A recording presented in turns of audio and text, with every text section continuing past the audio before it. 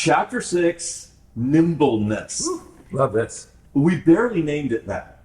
It was going to be agility. Remember that? Yep. It's this idea of you're free flowing, but nimble captured the idea well for us of when things don't work out, you're able to shift. Yes. Not just that you can dodge a bullet, but you can shift courses. So nimble is the topic. And Jeff, I'm curious because when you think about leaders in Fortune 500 companies, you think, man, they're excellent. They make the right decisions. They get it right all the time.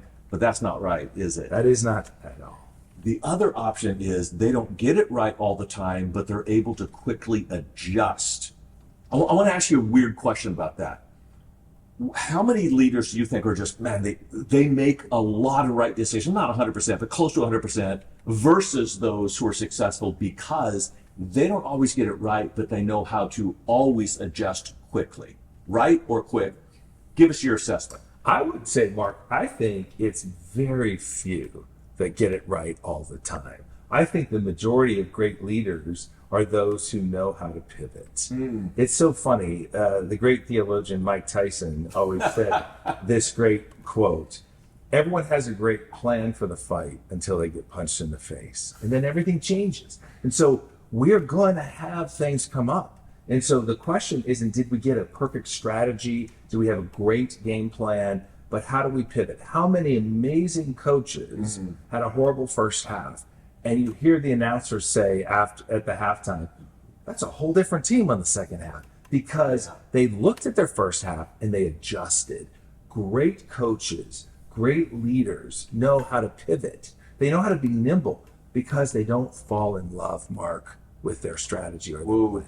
They don't. And that's the problem if you're a leader that's, a little bit too narcissist or too egotistical or insecure. You'll fall in love with your plan, think it's the best thing, and force everybody to stay on that plan. It's the biggest mistake I think we can make as leaders. So let me repeat back to you what I think you said in kind of a metaphor. You're saying that great leaders don't have a great game plan at the beginning of the game as much as a great halftime adjustment in the middle of the game. Amen. I think so. I think it's like pilot. They have a flight plan, but as soon as they get up in the air, they see weather. What do? They course correct. And that's what great leaders do. They course correct because then they can handle anything. I love that about that. Yeah. So, well, talk to me a little bit. So clearly in my role in the marketplace, there was a lot of nimbleness required, a lot of unknowns. You've been a pastor for many, many years. And so talk to me a little bit about how you believe you've been able and how leaders can stay nimble personally, not so much the organization, but the leader themselves. How can you stay nimble? How have you done that? That's a good question. And you guys might not believe this. I'm actually thinking on the fly right now because I hadn't really thought about how to answer the question. Nimble. But I would say three things have helped great leaders that I've seen, great pastors that I've seen. Number one is they keep asking opinions of younger and younger people. As we age, we tend to have a demographic of 10 years above, 10 years below that love us, relate to us. But when you have someone younger and you're consistently in the ear of younger people, that's going to help you think about what's coming next.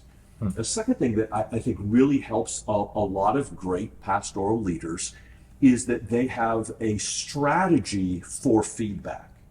So at CCV, as you know, after every sermon, we get in a room and you talk about it. What people don't know is before every sermon, there are 5 or 6 people that are going to read my sermon and give me feedback. One of them in particular, I'll just call his name up, Dustin Tappan. I love him. He irritates me because every single sermon is the same thing. What did you mean? What did you mean? What did you mean? So those two things really help us, I think, become nimble. The third thing that I think is super, super helpful is to remember your call. Remember why you love this in the first place and the people that you love in the first place. I've heard pastors say that the church would be great if it wasn't for people. I hate that. Yeah. There is no church without people. And I can't imagine Jesus saying that. Right. And when we begin to look at people the way God looks at them as children and then see the successes, marriages put together, children raised in the Lord, baptisms, addictions being broken. How can you not be in love with that? And so to stay fresh in ministry, I think it behooves us to remember our call to reach the lost and to love the lost as Jesus did. I love that. And in this world, I love the multi-generational idea of getting the voice of those that are new and upcoming. I love it. That's great. And if you do that, if you take that approach of nimbleness and you get feedback and you remember your call, you'll be on your way